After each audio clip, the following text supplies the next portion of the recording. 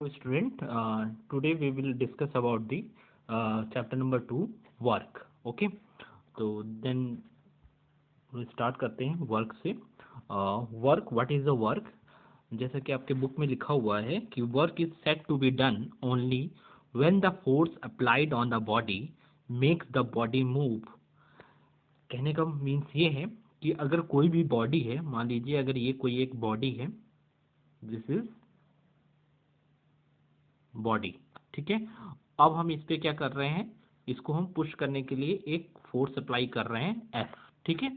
अगर ये बॉडी जो है इस डायरेक्शन में डिस्प्लेस हो जा रही है, यानी क्या हो जा रही है, यहाँ से डिस्प्लेस हो जा रही है, ठीक है, तब हम ये कहेंगे कि कोई ना कोई ये वर्क हुआ है इस बॉडी पे, ठीक है.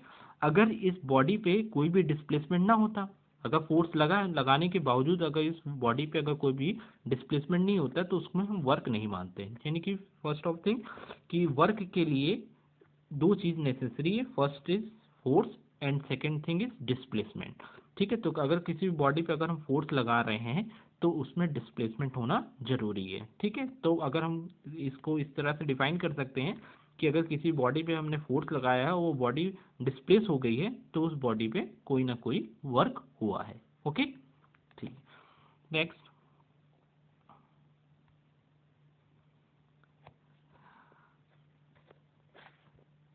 वर्क का formula, how to measure the work. Okay, how to measure work. How to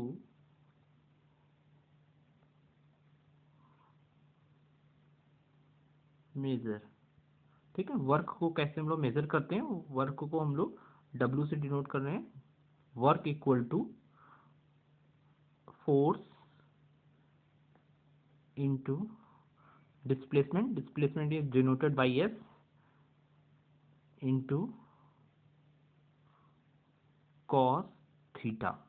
Okay, this is the formula for the to measure the work done. Work done equal to F into S into cos theta. This theta we know that the F is the force, S is the displacement, W is the work, and the theta is the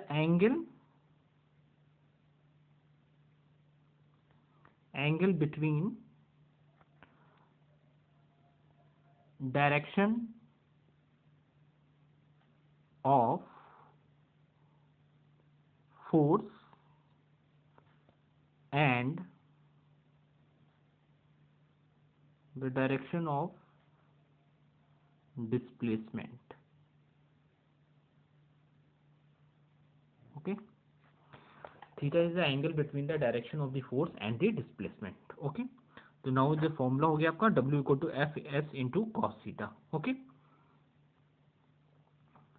जैसे कि मान लीजिए कि अगर कोई भी ये आपका सरफेस है और इस पे अगर कोई मान लीजिए ये आपकी क्या है, ये बॉडी है, ठीक है. अब हमने इसको क्या किया, इसको हमने इस तरह से फोर्स अप्लाई किया, ठीक है. फोर्स इस डायरेक्शन में है, फोर्स का डायरेक्शन ये है, ठीक है. और बॉडी आपकी क्या हो रही है, डिस्प्लेसमेंट इस डायरेक्शन में हो रही है, ठीक है. तो डिस्प्लेसमेंट यानी कि इसको ऐसे डिनोट कर रहे थे, एस ये है, और यानी कि direction of the force this and the direction of the displacement, the angle between this is theta. इसी थीटा को हम लोग कॉस थीटा के रूप में ले लेंगे, ठीक है. तो F S into cos theta, यहाँ से डब्ल्यू फॉर्मूला जैसा होता कि F S into cos theta, ठीक है. Theta is the direction of the force and the direction of the displacement. Okay, now the unit of the work.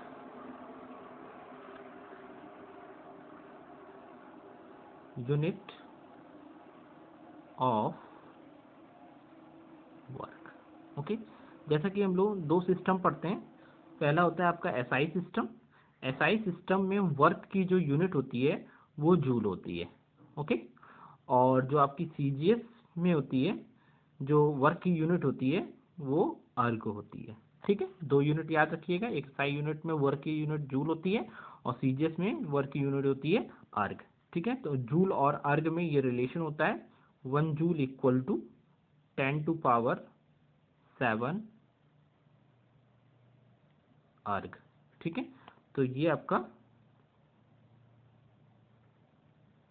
Relation होता है 10⁷, this is the 7, okay, 10⁷ arc, okay. Next cases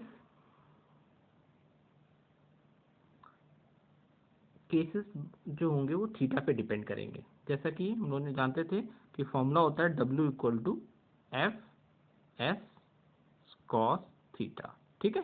तो अगर हम पहला अगर ले लें कि अगर व्हेन थीटा = 0 डिग्री, ओके।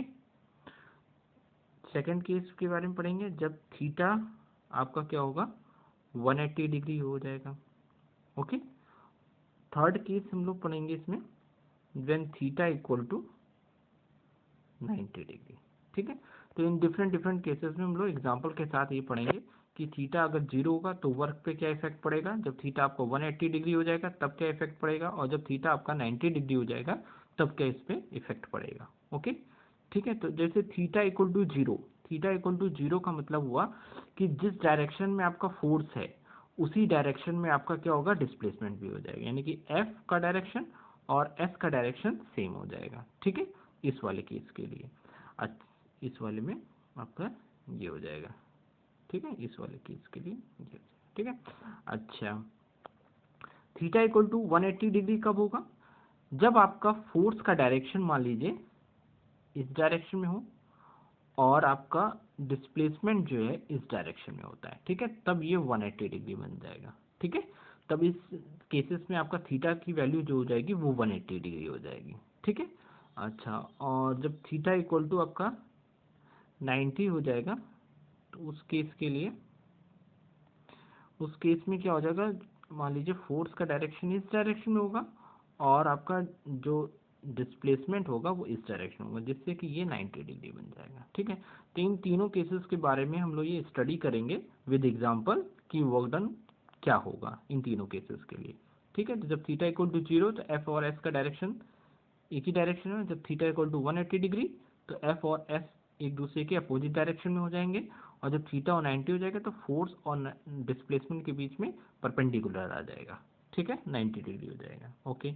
तो हम फर्स्ट केस लेते हैं, केस 1, जब थीटा आपका 0 1 हो जाए, ठीक है, इसको केस 1 मान लेते हैं, केस फर्स्ट, ठीक है, व्हेन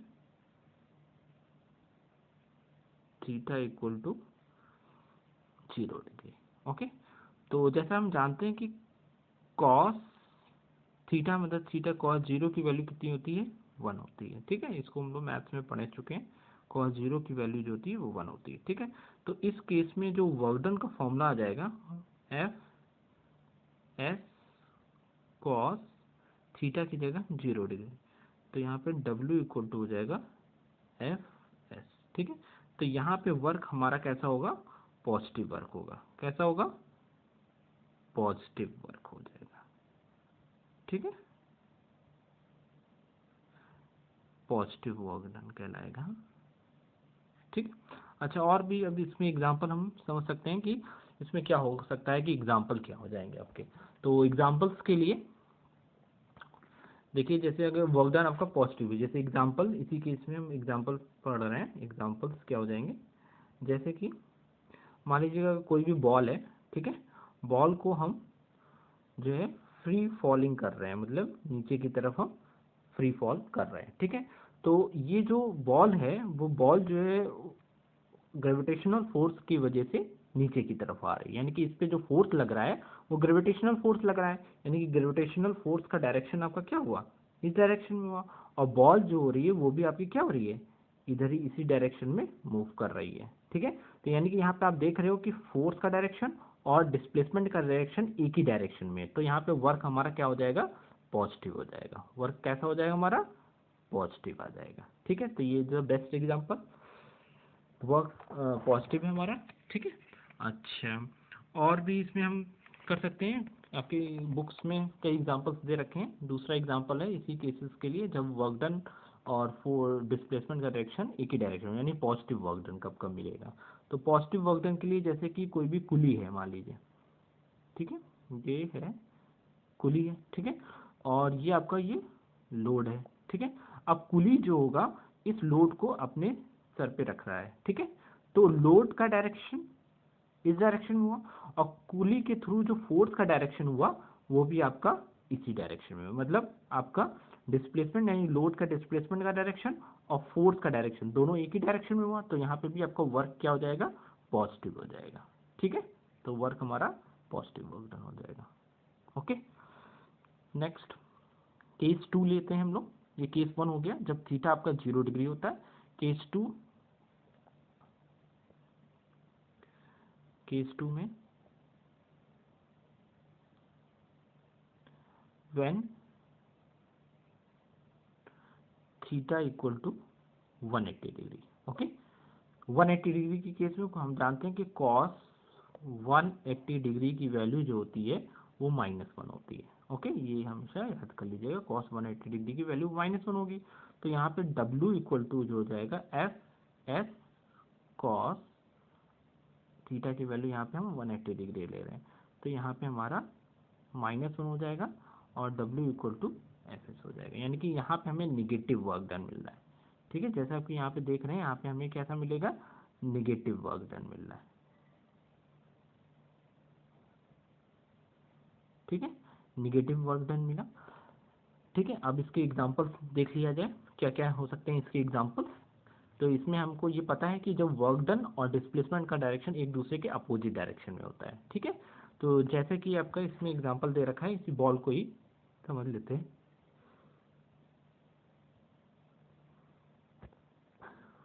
एग्जांपल, ठीक है, ये है कि जब कोई भी सरफेस है, ठीक है, सरफेस से हम बॉल को हम ऊपर की तरफ फेंक रहे हैं, ठीक है। तो जब ये बॉल ऊपर की तरफ जाएगी तो जाहिर सी बात है कि ग्रेविटेशनल फोर्स हमेशा क्या लगता है, डाउनवर्ड डायरेक्शन में लग रहा है, यानी कि ग्रेविटेशनल फोर्स इस डायरेक्शन में लग रहा है और बॉल जो है ऊपर की डायरेक्शन में मूव कर रही है, यानी कि इन दोनों के बीच में अपोजिट डायरेक्शन हुआ, तो यानी कि 180 डिग्री हुआ। तो यहाँ पे हमें वर्क कैसा मिलेगा, निगेटिव वर्क मिल जाएगा, ठीक है। तो यहाँ पे वर्क हमारा कैसा होगा, निगेटिव हो जाएगा। ओके, अनदर एग्जाम्पल,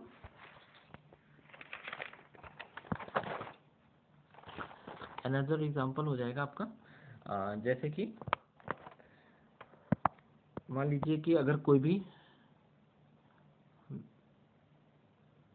मैन है, ठीक है, और वो इस डायरेक्शन में मूव कर रहा है, ठीक है।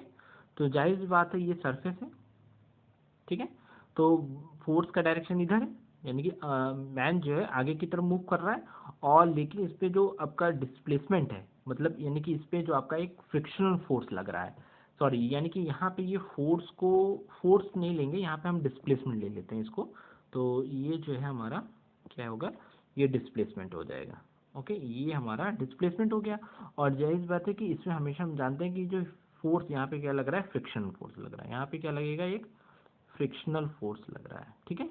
तो यानी यहाँ पे हम देख पा रहे हैं कि जो डिस्प्लेसमेंट का डायरेक्शन है और जो फोर्स का डायरेक्शन है वो एक दूसरे के अपोजिट डायरेक्शन में है, तो यहाँ पे भी हमारा वर्क कैसा हो जाएगा, निगेटिव हो जाएगा, ठीक है, क्योंकि यहाँ पे आपका थीटा 180 डिग्री हो जाएगा और 180 डिग्री की वैल्यू होती है -1, तो यहाँ पे वर्क हमारा कैसा हो जाएगा, निगेटिव हो जाएगा। ओके, नाउ हम लोग आगे बढ़ते हैं केस 3 के लिए। केस 3, केस 3 में पढ़ेंगे जब वैन थीटा इक्वल टू आपका क्या हो जाएगा, 90 डिग्री हो जाएगा। ओके, तो जब हम थीटा 90 डिग्री की केसेस में होगा तो हम जानते हैं कि जब कॉस 90 की वैल्यू जो होती है वो कितनी होती है, 0 होती है, यानी कि इस केस में हमारा वर्क डन कितना हो जाएगा, 0 हो जाएगा। क्यों, क्योंकि एफ इंटू एस कॉस, और थीटा क्या हो जाएगा 90, और कॉस 90 की वैल्यू होती है 0, तो यहाँ पे वर्क डन कैसा हो जाएगा, 0 मिलेगा, ठीक है। तो ये तीसरा केस है जहाँ पे हमारा वर्क डन कैसा हो जाएगा, 0 हो जाएगा, ठीक है, 0 वर्क डन। ओके, तो इसमें केसेस हम पर इसमें एग्जांपल्स देख लिया जाता है कि इसमें क्या कौन कौन से एग्जांपल्स पॉसिबल हैं इस केसेस के लिए। जैसे कि अभी कुली वाला केसेस लिया गया था, इसमें क्या है कि कुली अगर है, मान लीजिए ये कुली है, ठीक है। अच्छा, अब ये कुली जो है ये अपनी हेड पे ये लोड है इस पे लिए हुए, ठीक है। अच्छा, अब वो क्या कर रहा है कि लोड को लिए हुए, लोड को कैरी किए हुए है और वो आगे की तरफ ये बढ़ा जा रहा है। ठीक है, तो यहाँ पे जो वर्क डन होगा वो कितना हो जाएगा, कुली के थ्रू 0 हो जाएगा। ओके, क्योंकि यहाँ पे जो work done against to load है, क्योंकि लोड, लोड का मतलब लोड ये आपका इस डायरेक्शन में और फोर्स इस डायरेक्शन में, यानी कि लोड आपका इधर है और फोर्स आपका इधर लग रहा है, तो इन दोनों के बीच में कैसा हो रहा है, 90 डिग्री हो रहा है। तो जब 90 डिग्री हो रहा है तो यहाँ पे वर्क डन क्या हो जाएगा, 0 हो जाएगा। ठीक है, तो this is the one example when the coolie carrying a load then the work done by the coolie on the load is 0। Okay, next example,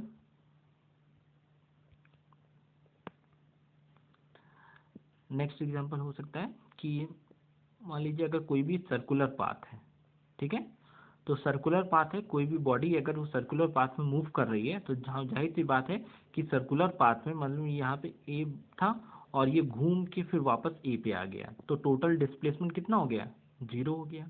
ठीक है, डिस्प्लेसमेंट आपका क्या हो गया, 0 हो गया। तो यानी कि यहाँ पे W इक्वल टू होता है एफ एस, तो यहाँ पे W क्या हो जाएगा, 0 हो जाएगा। तो किसी भी सर्कुलर पाथ में अगर आपका बॉडी उसी पोजीशन पे आ जाता है जहाँ पे इनिशियल पोजीशन पे था, तो उसके थ्रू जो वर्क डन होगा वो कितना हो जाएगा, 0 हो जाएगा। तो this is the example when the work done is 0। Okay, तो ये हम लोग सारे केसेस स्टडी कर चुके हैं, इन सारे केसेस के बारे में। ओके, नेक्स्ट आगे बढ़ते हैं।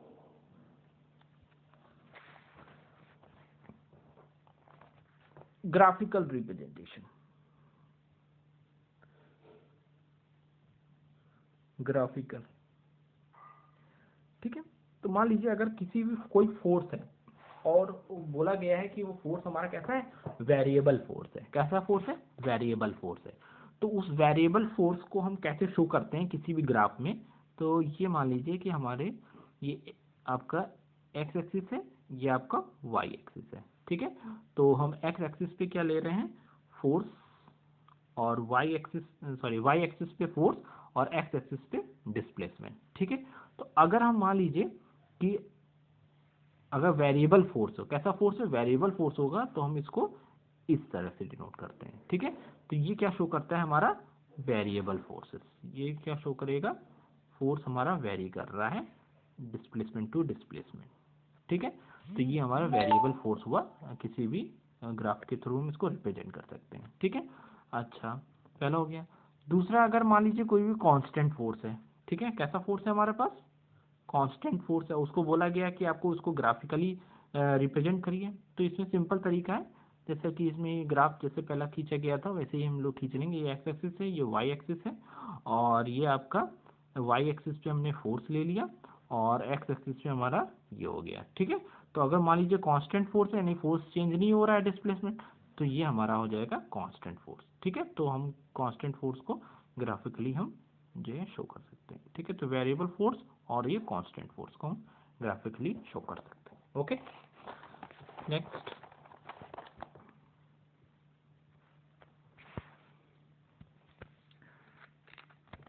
नेक्स्ट टॉपिक आता है इसी में आपका power.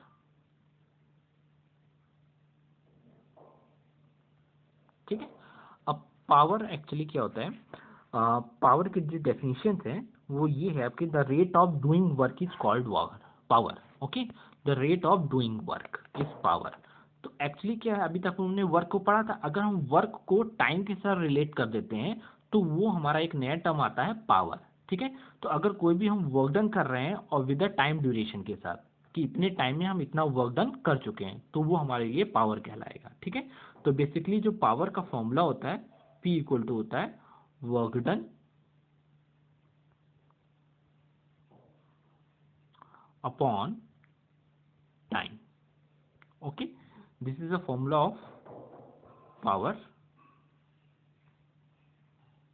Power equal to work done upon time, P equal to short form में W upon T।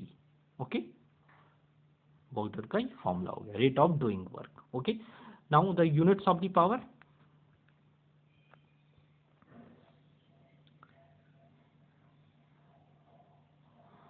Unit of power, power की जो यूनिट होती है वो बेसिकली MKS यूनिट में, SI यूनिट्स में पढ़ेंगे।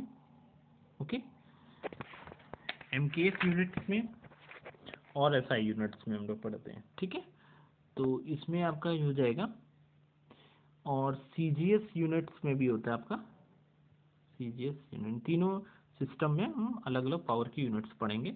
तो पावर की यूनिट्स MKS यूनिट्स में होती है, वो होती है जूल पर सेकेंड होती है। ठीक है, और SI यूनिट्स जो होती है वो होती है वाट। ठीक है, और जो CGS यूनिट होती है वो होती है आपकी अर्ग पर सेकेंड। ओके, तो ये 3 यूनिट्स हो गई पावर की अलग अलग सिस्टम। MKS सिस्टम में जूल पर सेकेंड, SI सिस्टम में वाट, CGS सिस्टम में अर्ग पर सेकेंड होती है। Okay, now the what is the horse power. Horse power जो होता है आपका, उसको हम लोग रिलेट कर सकते हैं किलोवाट से या वाट से। तो ये फॉर्मूला है, याद रखिएगा, न्यूमेरिकल पॉइंट ऑफ व्यू से इंपॉर्टेंट है। 1 हॉर्स पावर, HP मतलब 1 हॉर्स पावर। तो 1 हॉर्स पावर पे कितने वाट होते हैं? 746 वाट होते हैं, और किलोवाट जो हो जाएंगे वो 0.746 किलोवाट होता है। ओके, तो this is the formula, this is formula when the numerical this formula is used. Okay, तो 1 हॉर्स पावर इक्वल टू 746 वाट या 0.746 किलोवाट होता है। Okay, now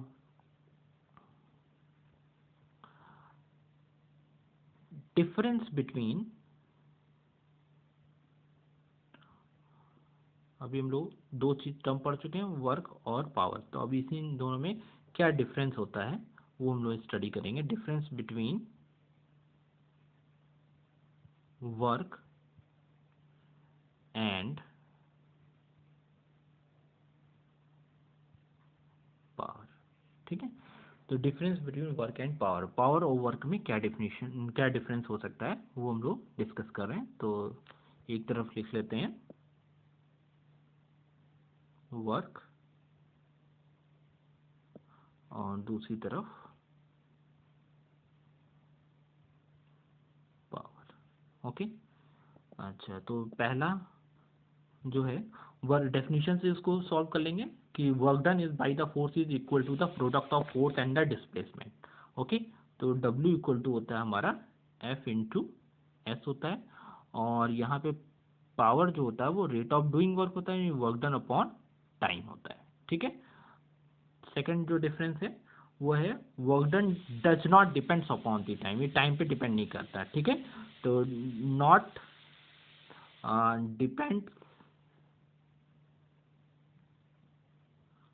on time, time पे डिपेंड नहीं करता, लेकिन पावर जो होती है वो डिपेंड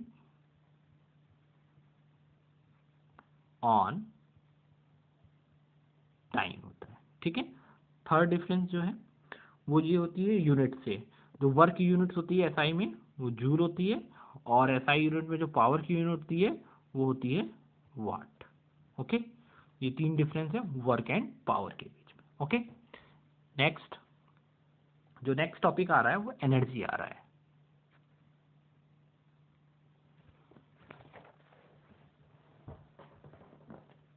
इसमें एनर्जी देखिए, बेसिकली थर्ड टॉपिक है हमारा वो एनर्जी है।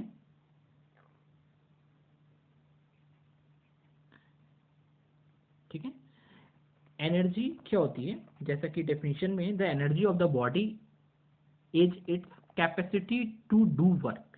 ठीक है, किसी भी वर्क को करने की जो कैपेसिटी होती है, किसी भी बॉडी के अंदर किसी भी वर्क को करने की जो कैपेसिटी होती है वो एनर्जी कहलाती है। ठीक है, तो अगर किसी बॉडी में एनर्जी है तो यानी कि उसके अंदर कोई ना कोई वर्क करने की कैपेसिटी होती है। ठीक है, तो अगर हम इसको दो तरह से भी एनर्जी को हम डिफाइन कर सकते हैं, एक पॉजिटिव एनर्जी या एक नेगेटिव एनर्जी। मतलब अगर हम एनर्जी डिक्रीज भी कर सकते हैं, एनर्जी इंक्रीज भी कर सकते हैं। जैसे कि बॉडी है, अगर किसी बॉडी में है, मान लीजिए अगर ये कोई बॉडी है और बॉडी के थ्रू वर्क हो रहा है, ठीक है, यानी body work done is done by the body, then the energy is decreases.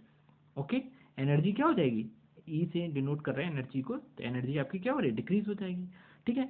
अगर मान लीजिए अगर कोई भी बॉडी है और बॉडी पे वर्क हो रहा है, यानी कि work done on the body, तो यानी कि उसमें क्या होगी, एनर्जी आपकी क्या हो रही है, इंक्रीज हो रही है। यानी कि इसको हम नेगेटिव एनर्जी ले सकते हैं और ये हमारा एक पॉजिटिव एनर्जी हो जाएगा। ठीक है। तो यानी कि बॉडी है, जैसा कि उन्होंने एनर्जी डिफाइन किया था कि energy is capacity to do work, किसी भी बॉडी के अंदर वर्क करने की जो क्षमता होती है उसको हम लोग एनर्जी कहते हैं। अब अगर वो बॉडी के थ्रू वर्क हो रहा है तो उसकी एनर्जी क्या हो रही है, लगातार डिक्रीज हो रही है, तो इसको हम नेगेटिव एनर्जी ले सकते हैं।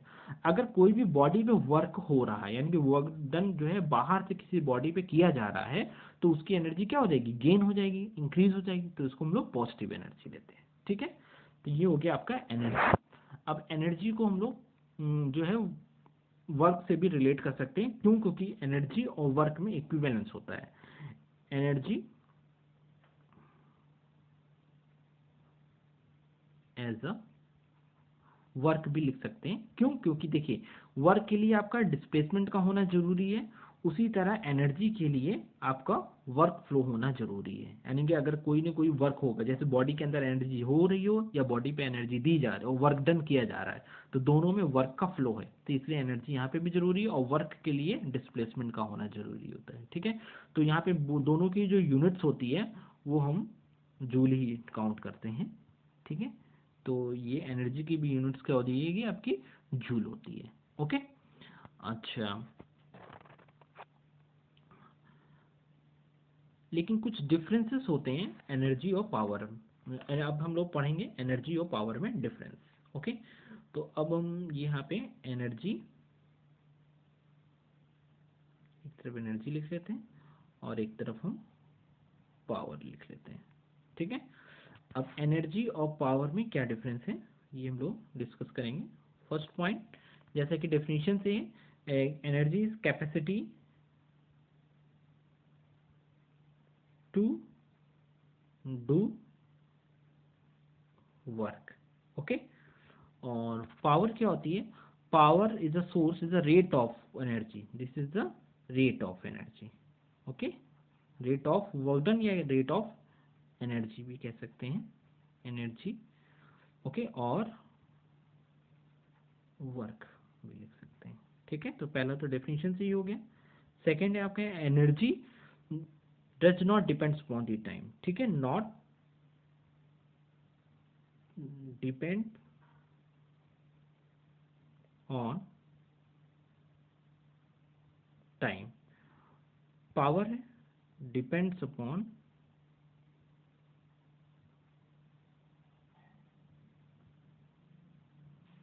टाइम। ठीक है। थर्ड जो डिफरेंस है, थर्ड डिफरेंस ये यूनिट्स है, इसकी जो यूनिट्स होती है वो जूल होती है और पावर की यूनिट्स होती है वो होती है वाट भी लिख सकते हैं या किलो वाट भी लिख सकते हैं। ठीक है।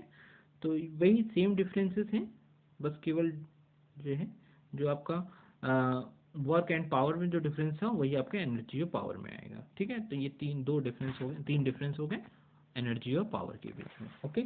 Thank you.